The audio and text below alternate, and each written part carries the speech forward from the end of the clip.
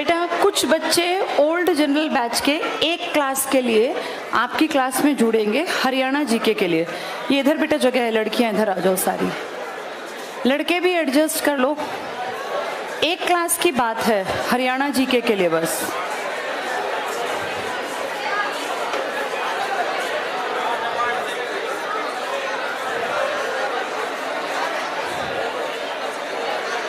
लड़कियां इस तरफ आ जाओ फटाफट से, पीछे बहुत जगह है, वहां बैठ जाओ।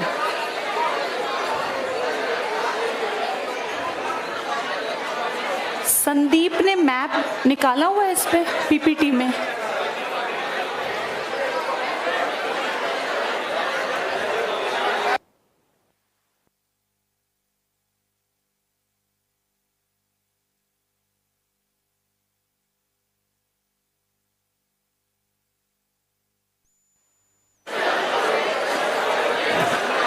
लड़कों को भी सीट पूरी नहीं मिली।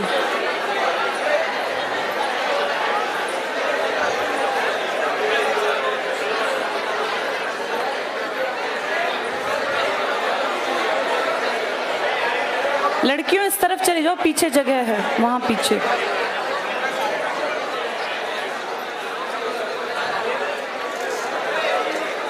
भाई जो बैठाए जा सकते हैं उनको एडजस्ट कर लो, एक दो को, जितने बच्चे हो सकते हैं।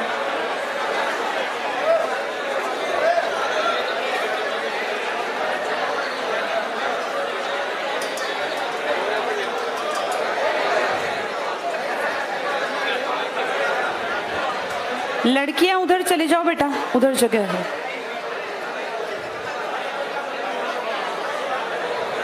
कुछ लड़कों को जगह नहीं मिल पाई।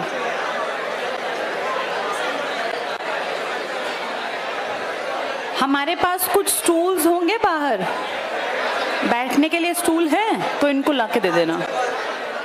चलो बेटा, आज पहला दिन है, थोड़ा टाइम लगेगा, धीरे धीरे एडजस्ट कर जाओगे। अब बिल्कुल शांत होके सामने बोर्ड पे देखो बेटा। जिनको जगह मिल गई है शांति से बैठ जाओ। जो खड़े हुए हैं इनके स्टूल वो लेके आ रहे हैं, थोड़ी देर में अरेंज कर देंगे। आज से हमें एक नया टॉपिक पढ़ना स्टार्ट करना था। एक सब्जेक्ट है पूरा जिसका नाम है हरियाणा जीके, हरियाणा की जनरल नॉलेज। ये सिर्फ हरियाणा के स्टूडेंट्स के लिए ज़रूरी है, यूपी, बिहार, राजस्थान के पेपरों में ये नहीं आना। बेटा देखो, अपने आप महसूस कर लो क्लास में भीड़ ज़्यादा है, मुझे बार बार किसी को ना टोकना पड़े, ठीक है? सामने बोर्ड पे देखते रहो। हरियाणा जीके कभी भी स्कूल में नहीं पढ़ाया जाता, ना कोई हमारा सब्जेक्ट, पर क्योंकि हरियाणा गवर्नमेंट पेपर लेने लग गई, 2015 से ये नया सब्जेक्ट इंट्रोड्यूस हुआ। उससे पहले इसके बारे में किसी को अता पता ही नहीं था। हरियाणा को बहुत बड़ा राज्य नहीं है, छोटा सा राज्य है। और अगर छोटे राज्यों की बात करूं तो हमसे छोटे सिर्फ 8 राज्य हैं। टोटल आपके देश में राज्य हैं 28, यानी आपका नंबर होगा 20वां। अगर राज्यों की बात करूं, आपसे सब बड़े हैं सिवाय 8 के, तो वो 8 याद कर लेने चाहिए जो हमसे छोटे हैं, जिनका एरिया हमसे कम है। पहली बात है, हमारा खुद का एरिया कितना है हरियाणा का?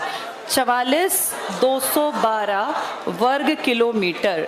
ये आपका हरियाणा का एरिया है। 44,212 स्क्वायर किलोमीटर। इस इतने बड़े एरिया में हरियाणा बहुत बहुत समृद्ध है। मत लिखो बेटा, ये सब किताब में, सिर्फ सुन लो। पहला काम रखो समझने का और सुनने का। धीरे धीरे करके सब लोग आते जाएंगे, एडजस्ट होते जाएंगे। तुम्हारा सारा ध्यान हो पढ़ाई पे। ये बात दोबारा नहीं बताऊंगी, टाइम कम है, सिलेबस ज्यादा, इसलिए ध्यान से सुनना। तो हरियाणा का एरिया कितना है? 44,212 वर्ग किलोमीटर। अगर पेपर में स्क्वायर किलोमीटर नहीं आता तो फिर आंसर होगा 1,70,70 वर्ग मील, माइल्स जिसको आप कह देते हैं। तो या तो 44,212 वर्ग किलोमीटर में मिलेगा या मील में मिलेगा। माइल आपको पता है ना, 1 मील में किलोमीटर ज्यादा होते हैं। तो आंसर कितना होगा? 1,70,70। ये बहुत ज्यादा बढ़िया एरिया है जहां खूब मिट्टी से धान, गेहूं, बाजरा कुछ भी पैदा कर सकते हैं। तो हरियाणा में इसलिए बसावट भी ज्यादा है। हरियाणा नेचुरली डिवाइडेड है यूपी और पंजाब के साथ। हमने कोई बाउंड्री लाइन नहीं बनाई, जैसे इंडिया को पाकिस्तान के साथ LOC बनानी पड़ी, चाइना के साथ LAC बनानी पड़ी। ऐसे हमें यूपी और पंजाब के साथ लाइन नहीं बनानी पड़ी, क्योंकि हमें नेचुरली बांट दिया दो नदियों ने। एक नदी ने आपको यूपी से अलग कर दिया और एक नदी ने आपको पंजाब से अलग कर दिया। पंजाब से अलग करने वाली नदी है आपकी घग्गर। और एक पुराना जमाना था जब इसी को लोग सरस्वती कहते थे। आज की घग्गर ही प्राचीन समय की क्या रही है? सरस्वती। और वैदिक काल में सरस्वती को सबसे ज्यादा पूजनीय माना जाता था, कि इसकी पूजा की जाती थी। आज भी जब हम ज्ञान की बात करते हैं, नॉलेज की बात करते हैं, तो उसको हमने सरस्वती के रूप में अपने मन में एक धारण कर रखा है, जिसको पिक्चर का रूप मिला था कि भाई सरस्वती ऐसी। अब तुम्हारे दिमाग में सरस्वती कहते ही एक व्हाइट साड़ी में वीणा बजाते हुए एक देवी की एक इमेज अपने दिमाग में बन गई। ये इमेज बनी थी गुप्तों के टाइम में, जब गुप्त काल के राजा थे, जिसमें समुद्रगुप्त, चंद्रगुप्त फर्स्ट, चंद्रगुप्त सेकंड, बड़े बड़े राजा थे। तो ये जो नदी है घग्गर, आज की घग्गर ही पुराने टाइम की सरस्वती थी। ये जो नदी देख पा रहे हो, ये सबसे फेमस नदी है यमुना। ये आपके और यूपी के बीच में एक बाउंड्री बनाती है, बॉर्डर बनाती है। और अगर कभी आप हरियाणा से यूपी की तरफ गए हैं तो आपने देखा होगा बिल्कुल बॉर्डर पे उसके आगे फिर बोर्ड लगा हुआ है, यहाँ से यूपी की सीमा प्रारंभ हो गई, उसके इस तरफ लिखते हैं हरियाणा की सीमा समाप्त। तो ये जो आपकी नदी है, कौन सी नदी है ये? यमुना। कई लोग कहते हैं कि ये यमदूत थे ना, यमराज, उनकी बहन है, इसीलिए इसका नाम पड़ा यमुना। कई लोग कहते हैं कि सूर्य की पुत्री है, तो कई नामों से इसका नाम पड़ा। यम की बहन होने के कारण इसका नाम यमुना है, और ये सूरज की पुत्री, इसको नदी को बहुत पवित्र माना गया। और ये हरियाणा में सबसे इंपॉर्टेंट नदी है, क्योंकि इसका नदी का पानी तो जब देखो जब सूखा ही रहता है। ये तो कभी भूले बिसरे बारिश के मौसम में चलती है, ये लगभग साल भर बहती है। इस पे पहले आपका इतना हक था कि इसका टोटल पानी का 70% हिस्सा हरियाणा इस्तेमाल करता था। पर फिर दिल्ली के लोग थोड़े जागरूक हुए और इन लोगों ने कहा कि भाई हमारे यहाँ कोई और नदी तो है नहीं, तो इस नदी पर हमारा भी हक है। दिल्ली और हरियाणा के बीच में एक समझौता हुआ, जिसके तहत आपका हक थोड़ा सा घट गया। और आज की डेट में 47% यमुना के पानी को हरियाणा इस्तेमाल करता है, और बाकी दिल्ली और यूपी के, क्योंकि इनकी भी तो नदी है ना, ये यूपी की भी मेन नदियों में आती है, पर यूपी के पास क्योंकि गंगा भी है तो इसलिए वो इसके लिए लड़ता झगड़ता ज्यादा नहीं है। यमुना का पानी आपके पूरे हरियाणा में सिंचाई का सबसे बड़ा साधन है, क्योंकि यमुना जैसे ही एंटर करती है यमुना नगर से, आपने इसको वहीं से पानी को मोड़ दिया। एक मोड़ पानी को देके आप अपने हरियाणा की तरफ ले आए, और यहां से आपने पूरा एक जाल बिछा रखा है पूरे प्रदेश में आगे तक। जैसे आप कहते हैं पश्चिमी यमुना नहर, यमुना नहर के दो हिस्से बना रखे हैं ना आपने, एक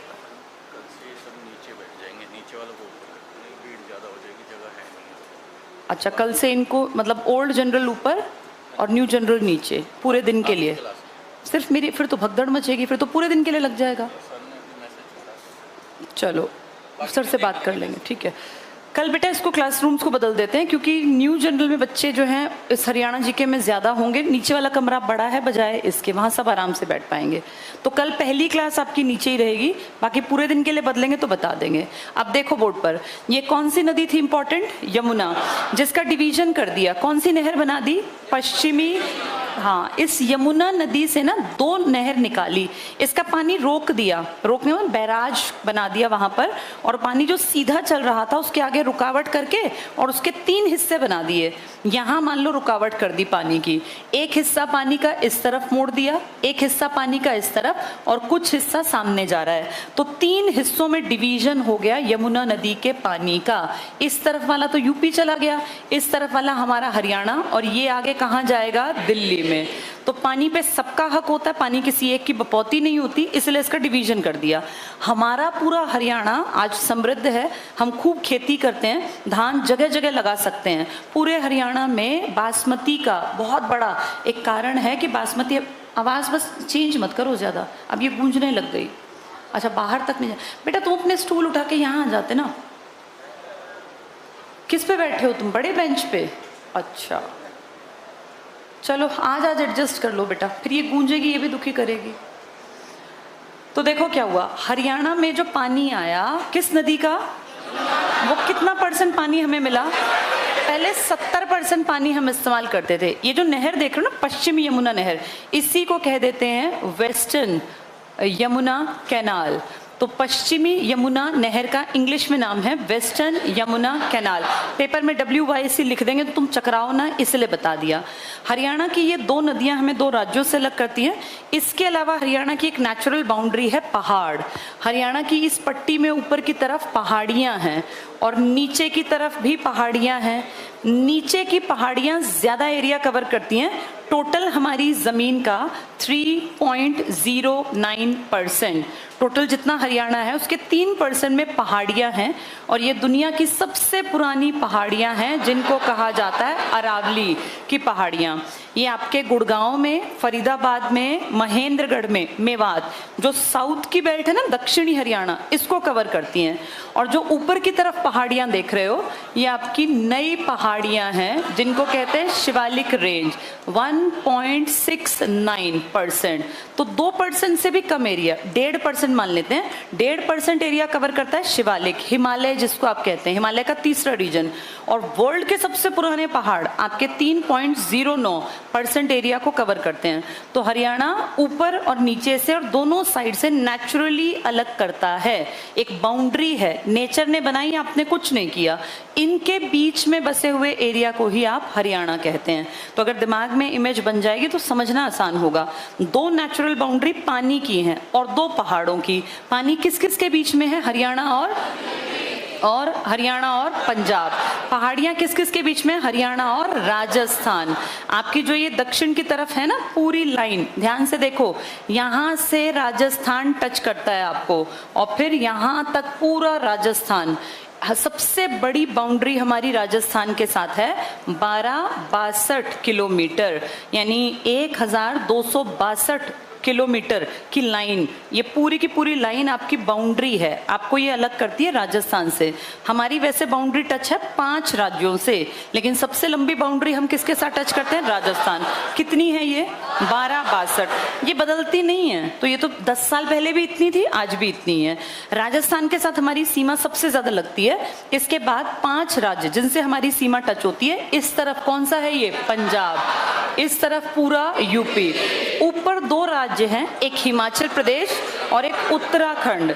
उत्तराखंड की सीमा अगर आप चेक करोगे गूगल पर तो वो दिखाते नहीं है, क्योंकि उत्तराखंड की सीमा सिर्फ 11 किलोमीटर की आपकी पहाड़ियां टच होती हैं, इसलिए बहुत सारे इसमें किताबों में लिखा भी नहीं है। पर अगर एक्चुअली इसको देखें तो ये 5 राज्य टच करते हैं। हिमाचल प्रदेश तो है ही मेन आपके साथ टच, हिमाचल प्रदेश, उत्तराखंड और इस तरफ 3 बड़े राज्यों में यूपी, पंजाब और राजस्थान। सबसे लंबी बाउंड्री किसके साथ है? यूपी पंजाब के साथ आपके हरियाणा के 7 जिले टच करते हैं। देखो ध्यान से, हमारे 7 जिले टच करते हैं, यहां से यहां तक राजस्थान को, उनके भी 7 जिले। हमारे यूपी को जो टच करते हैं वो भी 7 जिले हैं, और हमारे जो पंजाब को टच करते हैं वो भी 7 जिले हैं। कुल जिले कितने हैं हमारे? 22। कई जिले ऐसे हैं आपके यहाँ पढ़ेंगे जब, जैसे कोई ऐसा जिला जरूर मिलेगा आपको जब पढ़ाऊंगी मैं, जो इन दोनों को टच करेगा, राजस्थान को भी और यूपी को भी। ऐसे ही कोई जिला मिलेगा जो राजस्थान को भी टच करेगा और पंजाब। इसलिए टोटल वैसे मत निकालना 7-7-7 करके, इतना याद रखना तीनों बड़े बड़ों के साथ हमारे 7 जिले टच हैं। पंजाब के साथ भी 7 हैं, यूपी के साथ भी और राजस्थान। लेकिन सीमा लंबी पूछ लेंगे तो आपकी सबसे छोटी सीमा लगती है उत्तराखंड, महज कितने किलोमीटर? उसके बाद हिमाचल से आपके 3 जिले टच हैं, तो उत्तराखंड के साथ 1, हिमाचल के साथ 3, यूपी के साथ हमारे 7, पंजाब के साथ भी 7, राजस्थान के साथ। इंडिया के जैसे वर्ल्ड के कहें तो वर्ल्ड के सबसे पुराने पहाड़ भी हरियाणा में और वर्ल्ड के सबसे नए पहाड़ भी, लेकिन इनकी हाइट बहुत ज्यादा नहीं है, एवरेज हाइट तो बहुत ही कम है। सबसे ऊंची एक पहाड़ी है इस शिवालिक में जिसका नाम है करोह। मान लो एक ऊंची चोटी है, इस चोटी का नाम है करोह। ये सबसे ऊंची बताते हैं कि इससे ऊंची हरियाणा में कोई चोटी है ही नहीं। ये किसका पार्ट है? शिवालिक का। ऐसे ही इनमें एक ऊंची चोटी है जिसका नाम है ढोसी। क्या नाम है इसका? हाँ, एक हिल है, ये पहाड़ियाँ सारी की सारी हैं अरावली। ढोसी एक पहाड़ी का नाम है। तो ये नेचुरल चीज़ें हैं जो हरियाणा को घेरे हुए हैं। आपके दिमाग में एक इमेज रहेगी तो चीज़ों को समझना आसान होगा। हरियाणा कैसे बना, क्यों बना, इसके बारे में थोड़ी सी बात करते हैं। हम सब जानते हैं हरियाणा मैच नहीं करता ध्यान से देखने पर। जैसे ना तो पंजाब के साथ भाषा मैच करता, ना यूपी के साथ। हरियाणा अपने आप में एक आइडेंटिटी है, लेकिन हरियाणा को आप दिल्ली के साथ भी मैच नहीं कर सकते, क्योंकि वहाँ इतनी खड़ी बोली जो हम बोलते हैं ना, वो नहीं बोलते। हरियाणा की अपनी आइडेंटिटी है, लेकिन हरियाणा कभी अकेला रहा ही नहीं, क्योंकि ये छोटा एरिया था, हमेशा कभी ना कभी किसी के साथ इसको चिपका के रखा। बहुत लंबे टाइम तक हरियाणा किसके साथ था? यूपी। हाँ, जिसे हम कहते थे, अब तो उत्तर प्रदेश है, तब यूनाइटेड प्रोविंस था, इकट्ठे बहुत बड़ा इलाका, यूनाइटेड प्रोविंस, पूरा गंगा यमुना का दोआब का इलाका था ये। तब हरियाणा यूपी के साथ था, जब औरंगजेब और इन सब के ज़माने की बात है। 1857 में जब हम लोगों ने क्रांति की, हरियाणा से ये क्रांति स्टार्ट होनी थी, अंबाला से, लेकिन फिर पहले अंग्रेजों को पता चल गया कि भैया ये अंबाला में क्रांति करेंगे, उन्होंने पहले ही एक्टिव होके हमारी क्रांति होने नहीं दी। वो क्रांति हरियाणा की बजाय फिर कहाँ से स्टार्ट हुई? यूपी के मेरठ में ना 300 सैनिकों की टुकड़ी दिल्ली कूच कर गई थी। तो सोचो, हरियाणा और यूपी दोनों क्रांति को शुरू करने में सबसे आगे थे। ये बात अंग्रेजों ने फील कर ली और उन्होंने कहा एक बार जब हम इनको कंट्रोल में कर देंगे ना, तो इन दोनों को बांट देंगे, हरियाणा को यूपी से अलग करेंगे। और जैसे ही क्रांति खत्म हुई, हरियाणा को यूपी से निकाल के पंजाब के साथ जोड़ दिया गया, जबकि हरियाणा और पंजाब की बोली भाषा बिल्कुल अलग थी। ठीक है, खान पान का दोनों का एक तरह का स्ट्रक्चर है, लेकिन हमारा पहनावा और बातचीत और बोली कहीं से भी मैच नहीं करती थी। हरियाणा ने तब कुछ कहा जब यूपी के साथ था, न पंजाब के साथ था तब कुछ कहा, लेकिन फिर धीरे धीरे धीरे चीजें काम करती हैं और लोगों का दिमाग बदलता है कि हम भी अलग हो सकते हैं। बहुत बाद में जब देश में आज़ादी की लड़ाई चलने उस पे आ गई थी, बिल्कुल पीक पर, 1925 में, सोचो गांधी की एंट्री हो चुकी है। एक आदमी थे पीरजादा मोहम्मद हुसैन, नाम था मोहम्मद हुसैन, पीरजादा नाम के आगे जुड़ जाता था, तो पीरजादा मोहम्मद हुसैन, इनके नाम से तुम्हें समझ में आ गया होगा ये मुस्लिम हैं। मुस्लिम लीग की बैठक हुई थी, ऑल इंडिया, पूरे इंडिया के मुस्लिम लीग के मेंबर्स आए थे नई दिल्ली में। दिल्ली में इनकी बैठक हुई और मुस्लिम लीग की पूरी दिल्ली में जो बैठक हुई, इसमें डिसीजन लिया गया, इसमें कहा गया कि भाई हरियाणा को पंजाब से अलग कर देना चाहिए। तो ये बात वहाँ एक बार जैसे दिमाग में एक आइडिया आ गया कि हरियाणा को किससे अलग कर देना चाहिए? पंजाब। लेकिन तब को इतना फालतू नहीं था कि इसके लिए काम करता। ये बात हाँ दिमाग में बैठ गई कि हाँ ठीक कह रहे हैं, हरियाणा अलग होना चाहिए। 1932 में पानीपत में एक जन्मे थे देश के बड़े लीडर थे, जिनका नाम था गुप्ता, देशबंधु गुप्ता। देशबंधु गुप्ता जी ने ये बात कही कि भाई भारत, ये हरियाणा जो है, देशबंधु गुप्त लिख देते हैं, कहीं कहीं गुप्ता लिखा मिलेगा, कहीं कहीं गुप्त। पानीपत के थे ये, नेशनल लेवल के बड़े लीडर थे। इन्होंने ये बात उठाई कि हाँ भाई दिल्ली से अलग कर दो हरियाणा को। लेकिन अगर आप इस टाइम पे देखो इंडिया में, तो इन दोनों टाइम पर देश की ताकत जो थी वो गांधी के हाथ में थी, और गांधी का ध्यान हरियाणा पंजाब के ऊपर नहीं था, गांधी का ध्यान था पूरे इंडिया के ऊपर। तो इन्होंने कहा ये घर के तुम्हारे बाद के कलेश निपटा लेना, पहले इंडिया की आज़ादी की कोशिश कर लो। और ये वो दौर था जब RTC, राउंड टेबल कॉन्फ्रेंस के लिए गांधी कहाँ जाया करते थे? लंदन। तो देश के अपनी बहुत सारी प्रॉब्लम्स हैं, तुम फालतू की प्रॉब्लम हरियाणा को अलग कर दो, क्या करोगे? इस पर किसी ने ध्यान नहीं दिया। कोई बात नहीं, हरियाणा ने भी कुछ नहीं कहा, ना ही हमें ज़रूरत लगी, ये बात आई गई हो गई। फिर देश की आज़ादी और ये सब चीज़ें मैटर करती थी, तो ठीक है हमने भी इसमें योगदान दिया। जब जब जरूरत पड़ी हरियाणा ने कभी ये क्वेश्चन मार्क नहीं किया कि मुझे अलग होना है। लेकिन जब देश आज़ाद हुआ, कब? 1947, फिर पंजाब का बंटवारा हुआ। एक पंजाब गया पाकिस्तान के पास, एक पंजाब बचा हमारे पास। अब जब पंजाब का बंटवारा हुआ तो भाग दौड़, मार काट, आवाजाही बहुत ज़्यादा हुई होगी, क्योंकि वहाँ के लोग इस पंजाब में, यहाँ के लोग वहाँ, ऐसे तो जाते आते ही हैं ना। उस टाइम पर फिर ये डिमांड धीरे धीरे दोबारा से उठने लगी और 1948 में ये डिमांड बड़े लेवल पे उठी कि हरियाणा एक अलग से राज्य होना चाहिए।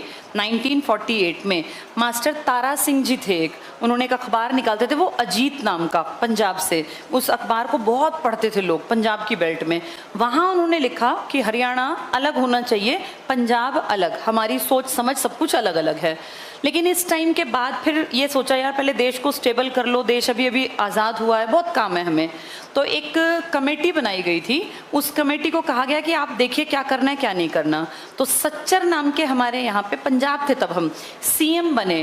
पहले बने थे गोपी चंद्र भार्गव, फिर दूसरे बने भीमसेन सच्चर। तो सच्चर जब बने ना 1949 में, उन्होंने विचार दिया, कमेटी का नाम रखा गया सच्चर समिति, सच्चर कमेटी। इन्होंने क्या कहा कि हरियाणा में ना, ये पूरे पंजाब में हरियाणा अलग है, लेकिन अलग करने की जरूरत नहीं है, इसको एक डिवीजन बना देते हैं। तो उन्होंने पूरे पंजाब के 2 हिस्से करने की सलाह दी। ऊपर वाला पूरे का पूरा क्या बोलता था, कौन सी भाषा, पंजाबी, और हम बोलते थे हरियाणवी। हरियाणवी को कौन सी लैंग्वेज माना जाता है, हिंदी। हरियाणवी तो बोली है ना, भाषा क्या है हमारी, हिंदी। तो हमें नाम दिया कि तुम हिंदी भाषी क्षेत्र हो। ये जो नदी बह रही थी ना घग्गर, इसके नीचे वाले हिंदी भाषी और ऊपर वाले क्या हैं, पंजाबी। तो ठीक है, पंजाबी लोग पंजाब में रहे, लॉजिक है। हरियाणवी लोग पंजाब में रहे, ये क्या लॉजिक है। पर कोई बात नहीं, किसने कही थी ये बात, लोगों को पसंद नहीं आई और लोगों ने कहा भाई ठीक, हमें सच्चर की बात नहीं भाई, कोई बात नहीं, सच्चर सीएम है, हट जाएगा, नहीं आ जाएगा। इस टाइम पर फिर महात्मा गांधी का मर्डर हो गया था 1948 में। पटेल पूरे देश को एक बना रहे थे। तो पटेल स्ट्रिक्ट आदमी थे, उन्होंने कहा ये फालतू के अभी लफड़ेबाजी मत करो, पहले अपने देश को एक बना लूं, ये तुम अलग हो रहे हो, बात की बातें हैं।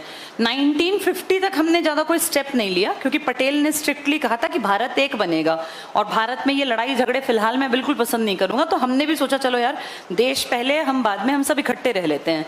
1953 में एक बहुत पढ़े लिखे और काबिल आदमी, जिनका नाम था फजल अली, इनके अंडर एक आयोग, एक कमीशन बना बहुत बड़ा। नेहरू ने उनको बुलाया, दिल्ली में वो सुप्रीम कोर्ट में बैठे थे, 3 आदमी बुलाए गए। उन तीनों को कहा पूरे देश में घूमो, 2 साल 4 साल जितना टाइम चाहिए घूमो, और फिर हमें लिख के दो कि इंडिया में किस तरह से राज्य बनने चाहिए।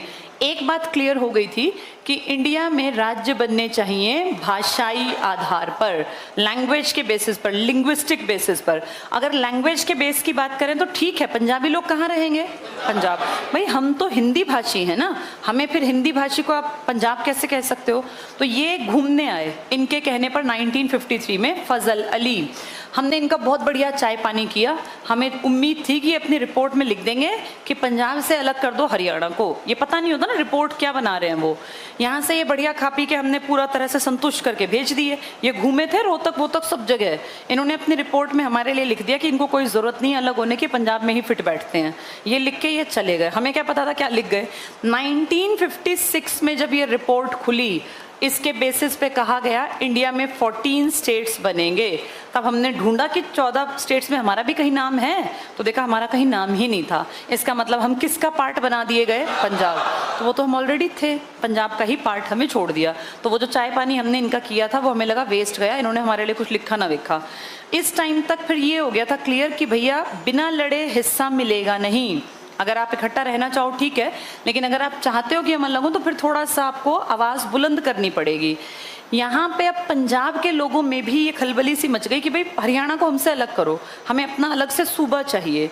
1956 में जब स्टेट्स बने तब फिर कई बड़े बड़े लीडर्स ना इस फील्ड में आ गए, जैसे कैरो सिंह और ये सब आपको पढ़ाऊंगी मैं आगे डिटेल में जिस दिन बात करेंगे। आज सिर्फ एक इमेज बना रहे हैं। तो कई लोग जो थे ना वो इसके एंटी हो गए कि भाई पंजाब हरियाणा एक साथ चलेंगे नहीं। एक बहुत बड़े थे संत फतेह सिंह जी, उनके पीछे बहुत बहुत बड़ा क्राउड था। उन्होंने कहा मैं आमरण अनशन करूंगा अगर हमारा, तुमने ये अलग नहीं किया पंजाब हरियाणा से। वो पंजाब की लड़ाई लड़ रहे थे। उस टाइम पर 1965 आ गया था। सोचो 56 से 65 आ गया, 9 साल और बीत गए थे। 65 में हमारी और पाकिस्तान की लड़ाई छिड़ गई। तो सबने कहा यार तुम अपने घर में कलेश कर रहे हो, वहां तुम्हें पाकिस्तान के साथ लड़ना है, पहले पाकिस्तान से लड़ लो, अपने घर के कलेश को बाद में देख लेना।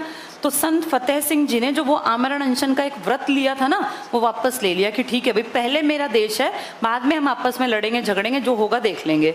इस तरीके से आपके ऊपर बहुत बार कोशिश हुई कि हरियाणा अलग हो जाए पंजाब, लेकिन हो नहीं पाया। फाइनली एक बात दिल्ली बैठे लोगों की समझ में आ गई कि अगर ये बार बार कलेश कर रहे हैं ना तो ये इकट्ठे लंबे टिकेंगे नहीं, ये अलग तो होंगे आज नहीं कल, और कल को हो सकता है मारकाट मचा दें। इससे बढ़िया इनको समय रहते अलग कर देना चाहिए, क्योंकि अब निभनी बंद हो गई थी हमारी आपस में। 1966 आते आते दिल्ली में, इनफैक्ट 65 में ही, सरदार हुकुम सिंह ये बड़ी पोस्ट पर थे। सरदार हुकुम सिंह ये दिल्ली में लोकसभा के अध्यक्ष थे, स्पीकर थे। इन्होंने, जैसे लोकसभा तो मेन होती है ना, डिसीजन मेकर, इन्होंने कहा भाई देखो अब हरियाणा पंजाब इकट्ठे निभने नहीं है, खींचने को हम और 5-7 साल खींच देंगे, लेकिन अब मारकाट मचेगी। उससे बढ़िया अब टाइम आ गया, स्टेट वैसे भी बन ही रहे थे, आपके कितने स्टेट बन चुके थे? 14, अब और बन चुके थे। ये 14 तो आपके 1956 में बने ना। 1916 में इनमें से, बंबई में से गुजरात ने कहा भाई मेरा हिस्सा अलग करो, मैं अपना अलग से काम करूंगा। 15वां स्टेट बन गया था, कौन सा? गुजरात। तो एक बार अगर ट्रैक चलने लगे ना, फिर सब कहते हैं भाई हमें भी अलग होना है। 1963 में नागालैंड अलग हो गया, नॉर्थ ईस्ट का नागालैंड, ये 16वां। तो एक तरह से रास्ता बन गया था, हम भी अलग हो सकते थे, क्योंकि हमारा खान पान, हमारी बातचीत, हमारी बोली, हर चीज़ अलग थी। तो अब हरियाणा लाइन में था, और लड़के झगड़ के अलग होने से बढ़िया तमीज़ से, तहजीब से अलग हो जाओ। तो हमारी बात इन्होंने उठाई लोकसभा में। इन्होंने कहा भाई अब अगला नंबर हरियाणा का है, और 3 साल अभी हुए ही थे हमें, तो ये बात सबको ठीक लगी दिल्ली में बैठ के। इन्होंने कहा भाई बनवा लें हरियाणा, तो सबने कहा हाँ जी बनवा लो, एक तरीके से बनवाना जो मारकाट ना मचे। 1965 में जब ये युद्ध और लड़ाई झगड़े आपके पाकिस्तान से चल रहे थे, जीतने तो हम ही थे पाकिस्तान के युद्ध में, इस टाइम पर एक कमेटी बनाई गई जिसमें 3 पढ़े लिखे आदमी कोर्ट से लिए गए जो रिटायर्ड थे। इनमें आपने अगर नाम सुना हो, एक आदमी था M फिलिप, एक आदमी था S दत्त, और एक आदमी था JC शाह। सबसे इंपॉर्टेंट नाम, इनके नाम पे हमारे कमीशन का नाम रखा शाह कमीशन। तीनों पढ़े लिखे रिटायर्ड कोर्ट से आए हुए आदमी हैं, जिन्होंने कॉन्स्टिट्यूशन पूरा पढ़ रखा है, जिनको पता है स्टेट किस बेसिस पे बनने चाहिए। JC शाह हेड हैं, इनके पास 2 ही आदमी हैं। ये तीनों हरियाणा आए, पंजाब आए, और सिर्फ हरियाणा के बारे में लिखना है इनको, तो ज़्यादा समय नहीं लगेगा। ये आए थे अप्रैल 1966 में, और इन्होंने मई 1966 में अपनी रिपोर्ट बना दी। 1 महीने कुछ दिन इनको लगा था बस, उसमें इन्होंने रिपोर्ट तैयार करके और चले गए वापस। ये राष्ट्रपति को रिपोर्ट दे दी। राष्ट्रपति को जब रिपोर्ट मिली तब तक सेशन खत्म हो गया। आपको पता है ना 3 सेशन होते हैं BMW, B मतलब बजट, M मतलब मॉनसून, और उसके बाद विंटर। मॉनसून सेशन में हमारी रिपोर्ट दिल्ली में रखी गई लोकसभा राज्यसभा के सामने, तब तक आ गया सितंबर, अगस्त सितंबर तक चल जाती ना चीजें ये। अब सितंबर में रिपोर्ट रखी गई, इस पर डिस्कशन हुआ, सबने हामी भर ली, ठीक है भाई अगर नहीं इकट्ठे रह पा रहे और रोज के कलेश हो रहे हैं तो इससे बढ़िया अलग हो जाओ।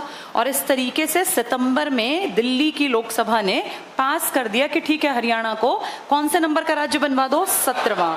और इस तरीके से हरियाणा दिल्ली में लिखत पढ़त में पास हो गया।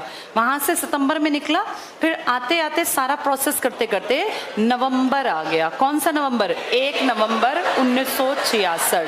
और जब ये रिपोर्ट बन रही थी ना, 3 लोग जब रिपोर्ट लिख रहे थे, तो इनको पहले से पता था कि ये दोनों अलग होने के बाद भी मरेंगे अगर हमने एक एरिया पे काम नहीं किया। वो एरिया था चंडीगढ़, क्योंकि चंडीगढ़ की टक्कर थी दुनिया के खूबसूरत शहरों से, और हर राज्य चाहता है कि भैया मेरी राजधानी बहुत खूबसूरत हो, जो मेरी आइडेंटिटी दुनिया में जानी जाए। तो चंडीगढ़ उस टाइम पे पूरे का पूरा किसके अंदर था? पंजाब। आज भी चंडीगढ़ कहाँ है? पंजाब में, लोकेशन इसकी पंजाब में है। लेकिन चंडीगढ़ को हरियाणा भी मांगेगा, ये बात पहले से पता थी कि हरियाणा इतनी आसानी से, ये थोड़ी ना कि भाई चंडीगढ़ पंजाब का है फिर हरियाणा को दोबारा सारा काम करना पड़ेगा। बनी बनाई राजधानी फ्री की मिल जाए तो हर किसी को आधा काम कम हो जाता है ना, एक सारा काम खुद करना पड़े। किसी भी स्टेट की सबसे खूबसूरत जगह जो घूमने लायक होती है, क्या होती है? वो राजधानी। पैसा लगता है हर चीज बनाने में, फ्री का कुछ नहीं बनता। यहाँ बड़े बड़े स्ट्रक्चर बनाने पड़ेंगे। तो हरियाणा पंजाब लड़ेंगे, ये बात पहले से सब जानते थे। किसके ऊपर? फाइल में पहले से लिख दिया, जिस दिन हरियाणा बने उसी दिन चंडीगढ़ को यूटी बना देना। इसको किसी का हिस्सा मत छोड़ना, ये भारत का हिस्सा है। अब ना पंजाब लड़ सकता कि चंडीगढ़ मेरा, ना हरियाणा, दोनों में से किसी का नहीं है। क्या है ये अपने आप में? यूटी। हाँ, दोनों को कह रखा है दोनों राजधानी बना लो, अपने हेडक्वार्टर बनाओ, आराम से रहो, पर लड़ना नहीं है, क्योंकि तुम में से किसी की प्रॉपर्टी नहीं है ये। फिर कहा चंडीगढ़ का काम कैसे चलेगा, क्योंकि यूटी बना दिया तो कोई तो होगा हेड यहाँ, काम कैसे चलेगा, इसकी पुलिस है, इसका टैक्स है, सारा है। तो कहा जो पंजाब का हेड होगा वो ऑटोमेटिकली चंडीगढ़ का एडमिनिस्ट्रेटर होगा, मतलब इसका प्रशासक होगा, इसका काम संभालेगा। कहाँ का हेड? पंजाब के कंधों पर जिम्मेदारी डाल दी कि जो पंजाब का हेड है वो किसका सारा काम भी करेगा, चंडीगढ़। लेकिन चंडीगढ़ उसका नहीं है। चंडीगढ़ क्या है अपने आप में? यूटी है। स्थित कहाँ है चंडीगढ़? पंजाब में। सारा कामकाज भी इसका जो हेड है वो पंजाब को देखता है, जो वो इसी को देखता है। लेकिन कहें किसका है तो किसी का नहीं है, क्योंकि ये भारत का यूनियन टेरिटरी। तो पूछेंगे चंडीगढ़ यूटी कब बना? 1 नवंबर 1966 को, जब हरियाणा राज्य बना। कौन से नंबर का? 17वां। तभी फिर ये बन गया। तो आप 17वें राज्य है, पहले 14 राज्य थे। 15वें नंबर पर सबसे पहले गुजरात अलग हुआ बंबई से, फिर 1960 में, फिर 1966 में 63 में नागालैंड, और फिर 1966 में हरियाणा। यूटी क्या बना? चंडीगढ़। तो इस तरह की एक नॉर्मल सी पिक्चर तुम्हारे दिमाग में बननी चाहिए कि हम 4 नेचुरल चीजों से घिरे हुए हैं। कौन सी 2 नदियां? अगर ऊपर की तरफ बनाएं तो कौन सी है ये? और अगर पूर्व की तरफ बनाएं, ये 2 नेचुरल बाउंड्री किस किस के बीच हैं? हरियाणा, पंजाब, हरियाणा, यूपी। कितने राज्य तुम्हारे टच करते हैं पंजाब को? और हरियाणा के कितने राज्य उसको? यूपी को। और कितने राजस्थान को? लेकिन बाउंड्री लंबी कितनी बताई? 1262। यहाँ कौन सी वो नेचुरल पहाड़ियां हैं? और यहाँ कौन सी ज्यादा हैं? कितनी बताई? 3.09। और वो कितनी बताई? आपका एरिया कितना है? 44,212। और अगर माइल्स में आ गया 170 माइल। आपका नंबर क्या है? रैंक क्या एरिया में? आप 20वें नंबर पर हैं। आप बने कौन से नंबर पर थे? 7वें। और वैसे एरिया में आप 20वें। अब 19 कौन से हैं तुम्हें जानने की जरूरत नहीं, अपने से छोटों को याद कर लो, क्योंकि वो 8 ही हैं। बाकी हम सबसे, उनके बाद सबसे छोटे हम हैं। तो आपसे छोटे राज्य कौन कौन से? बहुत आसान है, बोर्ड पे देखते रहो। हमसे छोटा है केरल, हमसे छोटा है गोवा। ये दक्षिण भारत के हो गए ना दोनों। तो दक्षिण में आपसे छोटे 2 कौन हैं? केरल और गोवा। आसानी से याद हो जाएंगे, मैप तुम्हें आता ही होगा इंडिया का। अब चलते हैं नॉर्थ ईस्ट में। नॉर्थ ईस्ट में तुम्हें मैंने 7 बहनें बता रखी है ना। 7 बहनें बताना क्या ट्रिक है? 2A 3M T और N, यही ट्रिक है ना हमारा। इनमें 2A तुमसे बड़े हैं, यानी असम भी हमसे बड़ा है और अरुणाचल प्रदेश भी एरिया में। तो कितने हमसे छोटे हैं? कौन 5 छोटे हैं? हाँ, मिजोरम, मेघालय, मणिपुर, त्रिपुरा, नागालैंड, ये सब हमारे पीछे हैं एरिया में, हम इनसे बड़े हैं। तो 5 ये हो गई बहनें। बस 2 ये हमसे बड़े हैं, असम और अरुणाचल। 7 तो मैंने लिख दिए। एक जो सिक्किम है ना, छोटा सा, 3 तरफ 3 देशों से घिरा, ये भी हमसे छोटा है। हो गए 8 राज्य। तो हमसे छोटे छोटों में केरल, गोवा, 5 बहनें हैं। सबको याद नहीं करने की जरूरत। 2 हमसे बड़ी हैं बहनें, असम और अरुणाचल। बाकी 5 छोटी हैं, MMM, मेघालय, मणिपुर, मिजोरम, त्रिपुरा और नागालैंड, और उनके पड़ोस में सिक्किम। इसका मतलब इसके अलावा कोई राज्य पूछे वो हमसे बड़ा है, चाहे वो किसी का नाम ले लें। अपने से छोटे 8 याद हो गए। 5 बहनें उधर, 1 सिक्किम, 6, और नीचे के 2 कौन है? केरल और गोवा। आप कितने जिलों में बटे हुए हैं? 22। स्टार्टिंग में 22 जिले नहीं थे, 22 जिले धीरे धीरे बने। इनमें से, हाँ अब ध्यान से सुनो मेरी बात, क्या वो मैप है संदीप? हमारे पास मैप है हरियाणा वाला, जिसमें हरियाणा मैप में है, एक बार लगा दे। हाँ, सिर्फ हरियाणा रहना चाहिए मुझे। मैप में जो बाउंड्री दिख जाए जिसमें इनको जिलों की।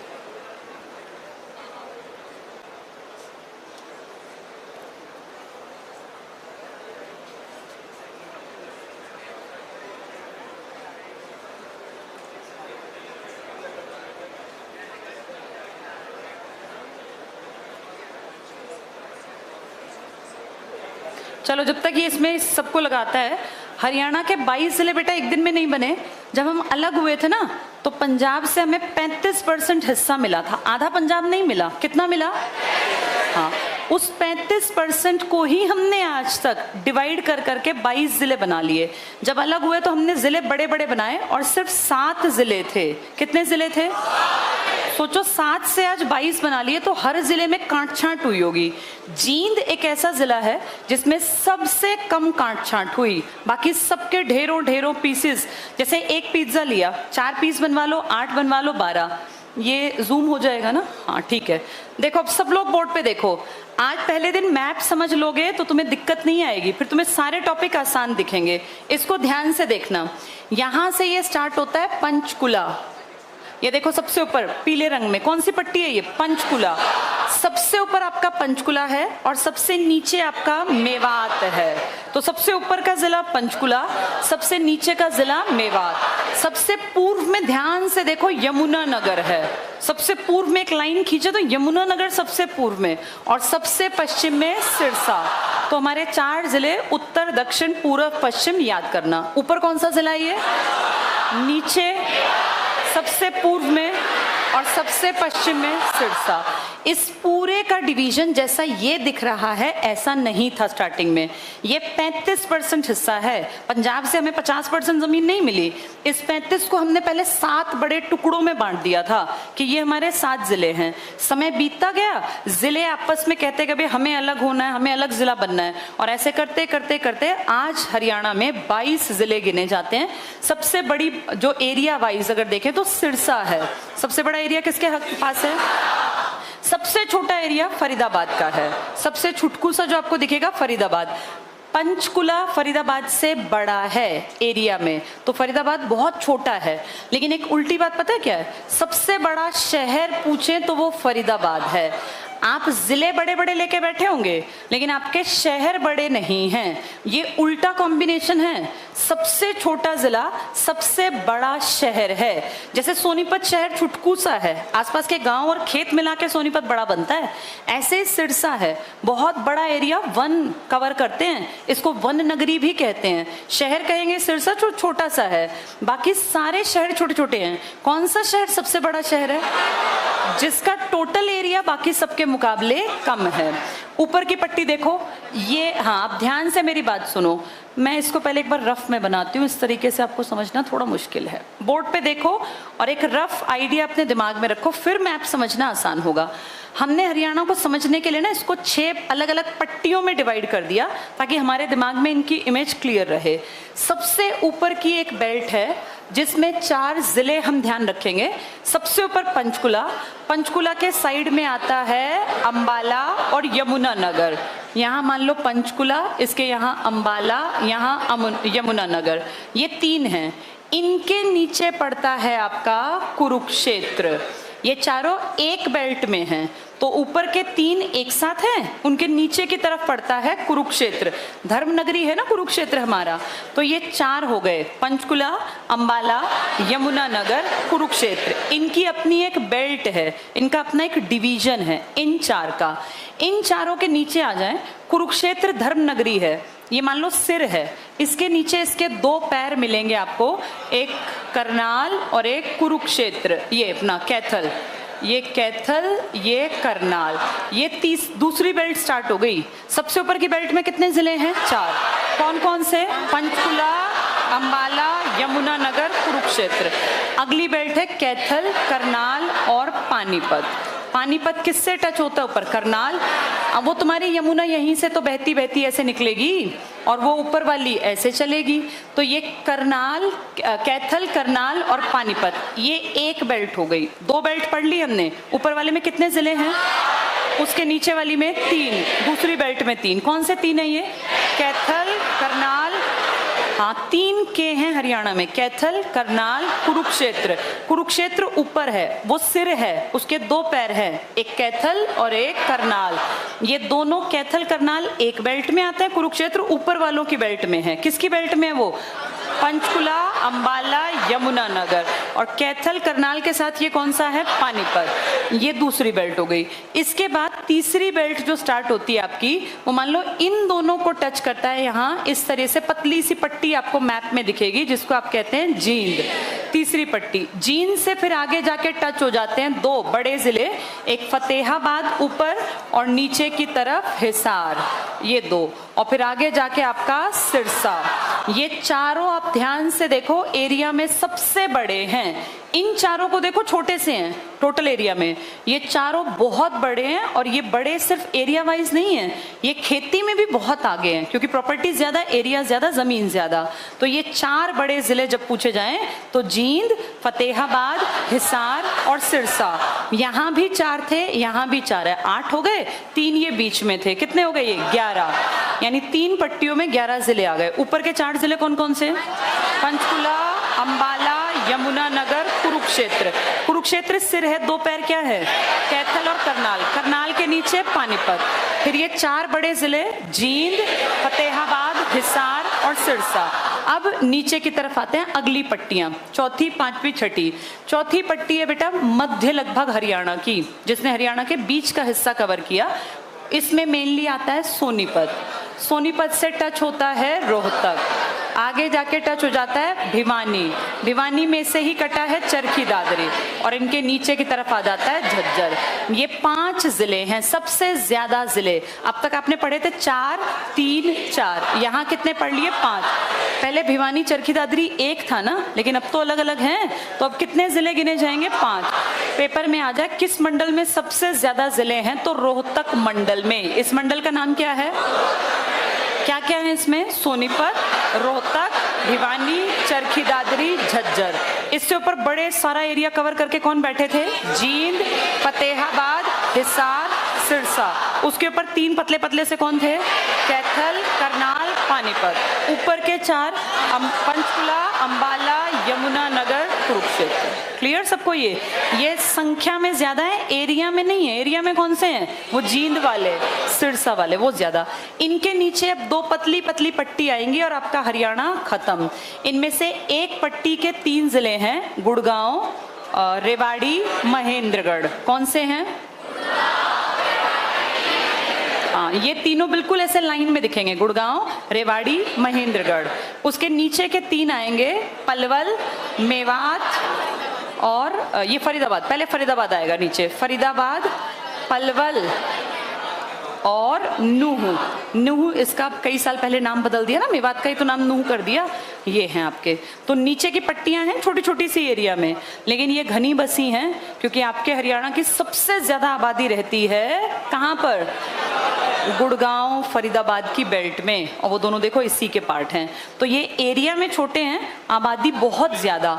उधर वो बड़े बड़े थे ना जिनके चारों के, उनकी आबादी में 1-2 ज्यादा हैं, लेकिन अगर एरिया कंपेयर करो तो इनका एरिया बहुत छोटा है, पर आबादी बहुत ज्यादा लेके बैठे। 18 लाख थी पिछली बार इसकी फरीदाबाद की, फिर 17 लाख, 16 लाख, 15 लाख। तो ये मेन जो हिस्सा है ना पैसा कमाने वाला, वो ये वाली बेल्ट है, खासकर ये दोनों गुड़गांव और फरीदाबाद। बहुत मोटी कमाई यहाँ पर है, क्योंकि यहाँ पर दुनिया भर के विश्व स्तर के बड़े बड़े बिजनेस जो फैमिलीज हैं, उन लोगों ने अपने काम धंधे MNCs के रूप में यहाँ डाल रखे हैं। लगातार पैसा कमाने का सबसे बड़ा साधन हरियाणा में 2 शहर हैं, एक गुड़गांव और एक फरीदाबाद। अब तो खैर आने वाले टाइम में सोनीपत, झज्जर बहुत उभर रहे हैं, लेकिन अगर कहें ज्यादा कमाई का हिस्सा तो ये दोनों हैं। अब हम लोग इसको मैप में देख लेते हैं, बहुत आसानी से तुम्हें समझ में आएगा।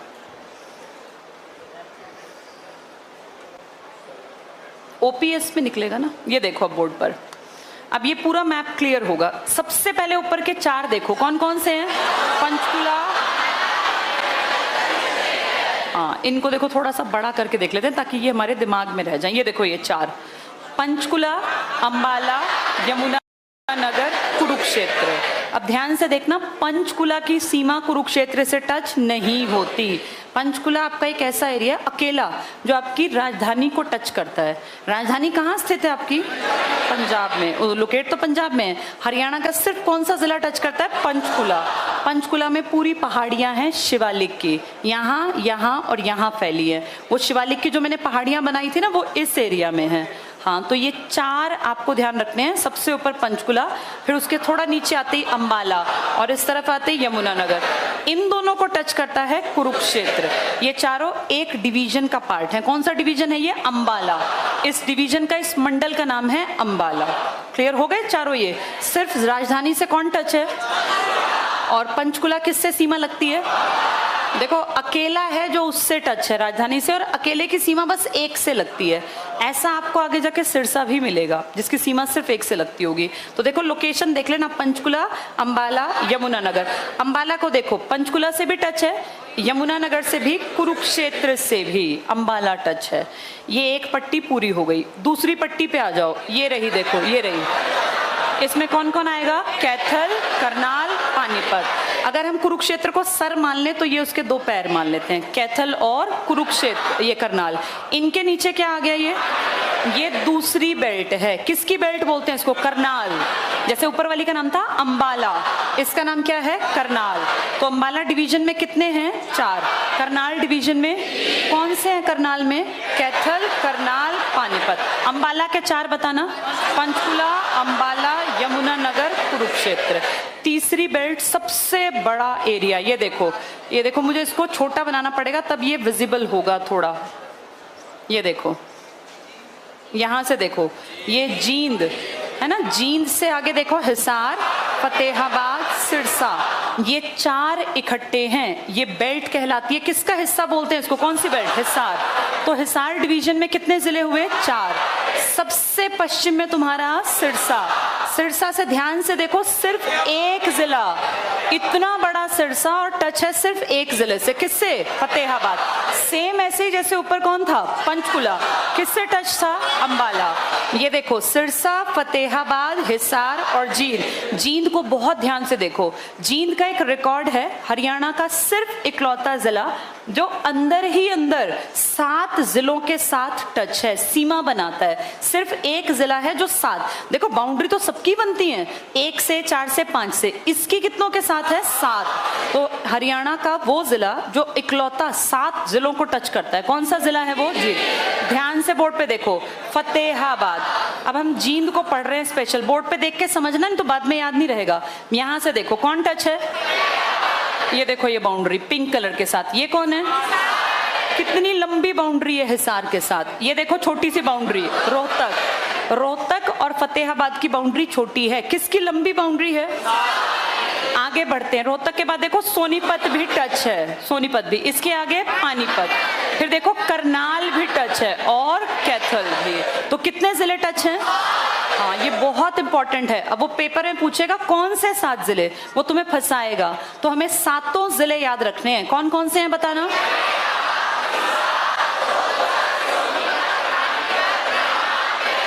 हरियाणा का एकमात्र ऐसा जिला जिसके साथ 7 जिले टच होते हैं, जींद है, बाकी कोई जिला नहीं है।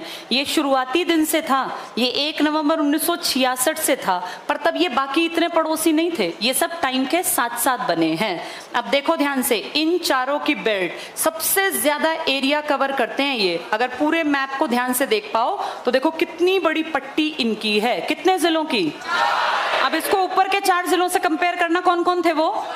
पंचकुला, अंबाला, यमुनानगर। अब ये 4 कौन से हैं बड़े बड़े? जींद, फतेहाबाद, हिसार। इनके बीच में पतली पट्टी किसकी आई थी, वो पैर वाली? कैथल, करनाल, पानीपत। 3 पट्टियां पूरी पढ़ ली। अब ध्यान से देखना, मध्य, एक बार मैं इसको छोटा बनाती हूँ। देखो देखो बोर्ड पर, ये हिस्सा मध्य है, ये वाला। कुछ हिस्सा जींद का भी इसमें आता है, लेकिन हम यहाँ ऐसे अलग अलग डिवीजन पढ़ रहे हैं, इसलिए मैं जींद की बात नहीं करूंगी। आप चलते हैं, सबसे ज्यादा नंबर जिसके पास हैं, कौन सा है वो? ये रहा, ये बेल्ट देखो। इसमें सबसे ऊपर क्या है? रोहतक। रोहतक से सीमा इस तरफ देखो सोनीपत की, हमें ये देखने हैं, ये 5। रोहतक से सीमा किसकी लगती है? पहले सोनीपत, फिर रोहतक। यहाँ क्या गया? इसमें से क्या अलग हुआ? और इनके नीचे क्या है? ध्यान से देखो झज्जर को, सोनीपत से भी टच है, रोहतक से भी, चरखी दादरी, इस बेल्ट में, नीचे की बेल्ट की बात नहीं कर रही। तो ये पूरी बेल्ट 5 जिले लेकर बैठी है। और हरियाणा में सबसे ज्यादा जिले किस मंडल में गिने जाएंगे? ये चौथा मंडल पढ़ लिया तुमने। ऊपर वाले में थे 4, उसके बाद थे 3, फिर थे 4, अब पढ़ लिए 5। इस मंडल में एरिया ज्यादा नहीं है, लेकिन जिलों की संख्या इसकी 5 है। इसमें क्या क्या याद रखना है? सोनीपत, रोहतक, भिवानी, चरखी दादरी, झज्जर। इसके नीचे आ जाओ। अब देखो छोटा सा हरियाणा का हिस्सा, छोटी बेल्ट है, 3-3 जिले लेकर बैठे हैं, लेकिन आबादी बहुत ज्यादा और पैसा बहुत ज्यादा। टैक्स का 50% हिस्सा सिर्फ ये 2 जिले। बेटा क्लास में ध्यान से पढ़ना, ये 2 जिले पे कर देते हैं, एक फरीदाबाद और एक गुड़गांव। ध्यान से देखो, गुड़गांव से लगता, रेवाड़ी से लगता, ये एक पूरी पट्टी हो गई। बताओ क्या क्या नाम है इनके? गुड़गांव, रेवाड़ी, महेंद्रगढ़। नीचे की पट्टी पे आ जाओ, फरीदाबाद, पलवल, मेवात पुराना नाम था, अब नया नाम नूह। बोर्ड पे ध्यान से देखना, ये जो बीच में देख रहे हो ना, ये दिल्ली है, ये भारत की राजधानी है दिल्ली। और हम यानी हरियाणा दिल्ली को 3 डायरेक्शन में घेर के बैठे हैं। दिल्ली का सिर्फ ये हिस्सा हमसे टच नहीं है, ईस्ट। हमने दिल्ली को 3 दिशाओं में घेर रखा है, उत्तर में भी, पश्चिम में भी और दक्षिण में भी, 3 दिशाओं में। सिर्फ ईस्ट में हम नहीं है, पूर्व में। और हमने 4 जिले दिल्ली को चारों तरफ, 3 तरफ से 4 जिलों से घेर रखा है।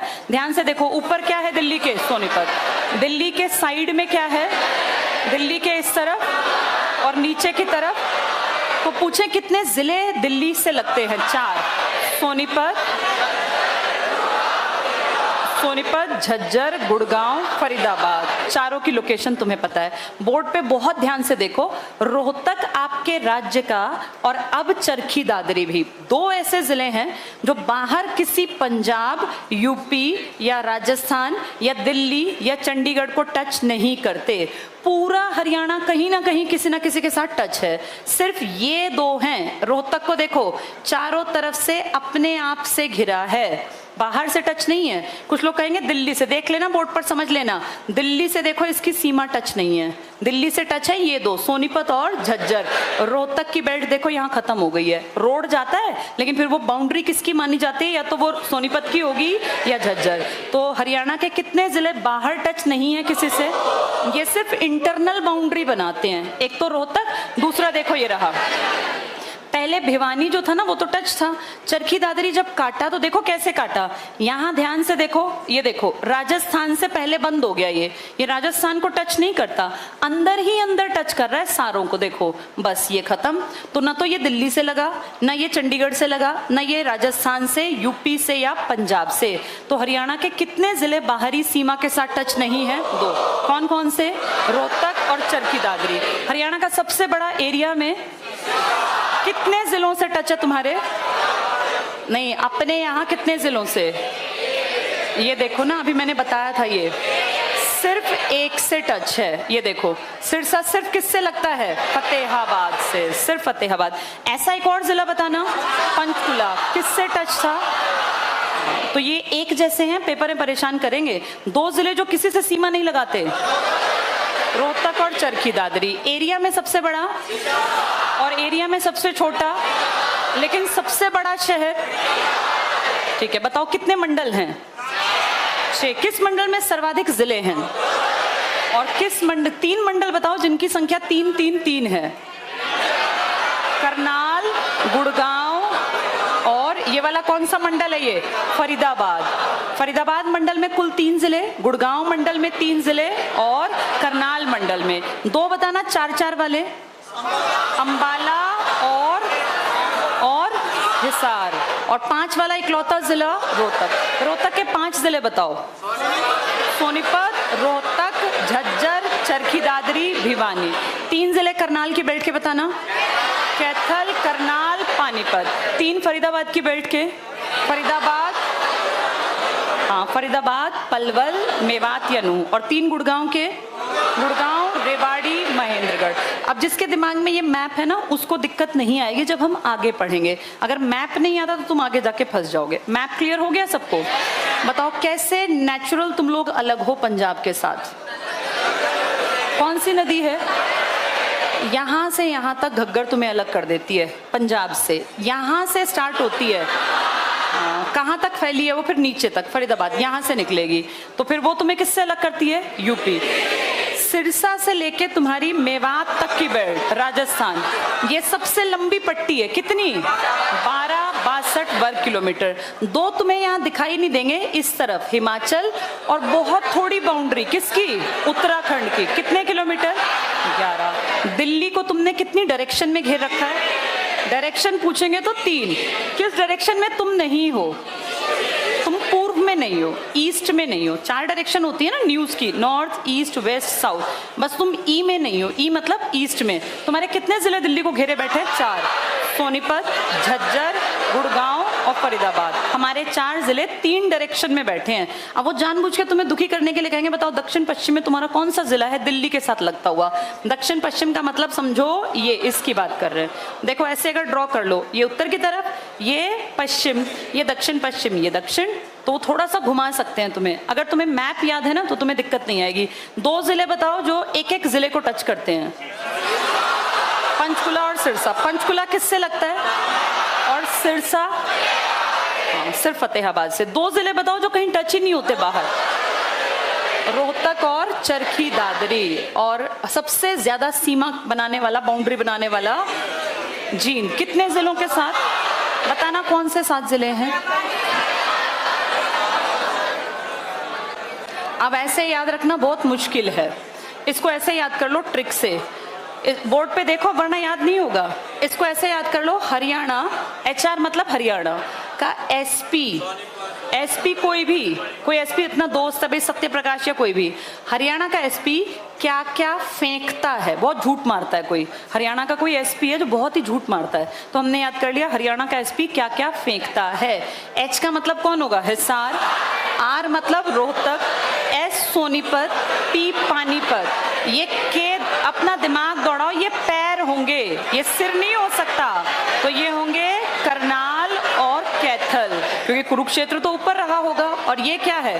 फतेहाबाद। तो ये 7 जिले हमें याद करने हैं। हरियाणा का SP क्या क्या फेंकता है, बहुत झूठ मारता है हरियाणा का SP। कितने जिले घेर कर बैठा है? 7। H का मतलब R, ये 2 के क्या हैं? कैथल और करनाल। जिसको मैप याद है उसको पता है के का मतलब कुरुक्षेत्र नहीं, क्योंकि कुरुक्षेत्र तो ऊपर था, 2 पैर थे कैथल और करनाल। F फरीदाबाद हो सकता है ये? नहीं, क्योंकि जींद तो ऊपर है। क्या है ये? फतेहाबाद। ठीक है, अब तुमने आज एक बेसिक से समझ बना ली। आज किताबें ले ली सब लोगों ने? हाँ, बुक्स ले लेना बेटा। 3 महीने का कोर्स है ये, जिसको हम ढंग से पढ़ेंगे तो हमारा इजीली पेपर इतना कर लेंगे कि दिक्कत ना आए। सितंबर तक ये सिलेबस मैं अपने आप पूरा कराने की कोशिश करूंगी। जितना पढ़ाऊं उसको घर जाके बस पढ़ लेना, उतने में तुम्हारा काम चल जाएगा। हरियाणा जी के टफ नहीं है। चलो अब कल मिलेंगे दूसरी क्लास में।